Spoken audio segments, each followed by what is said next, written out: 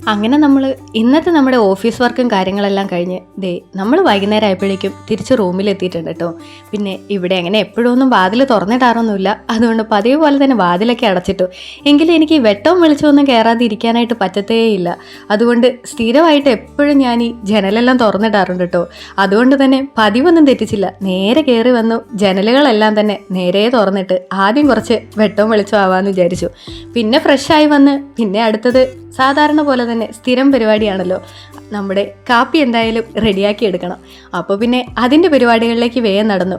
വരുന്ന വഴി തന്നെ പാലൊക്കെ വാങ്ങിയിട്ടായിരുന്നു കേട്ടോ വന്നിട്ടുണ്ടായിരുന്നത്. അതുകൊണ്ട് പിന്നെ നേരെ അത് ഉണ്ടാക്കേണ്ട ഒരാവശ്യം മാത്രമേ വന്നിട്ടുണ്ടായിരുന്നുള്ളൂ. എന്തായാലും നമ്മുടെ ചായയല്ല കാപ്പിയെല്ലാം ഏകദേശം റെഡിയായിട്ടുണ്ട്. ഇനി നമുക്ക് അതും എടുത്ത് ഇനി കാപ്പിയും കുടിച്ചൊരു പുസ്തകമൊക്കെ വായിച്ച് ഇന്നത്തെ ബാക്കി വിശേഷങ്ങളും കാര്യങ്ങളെല്ലാം നോക്കി അങ്ങനെ ഇരിക്കാം.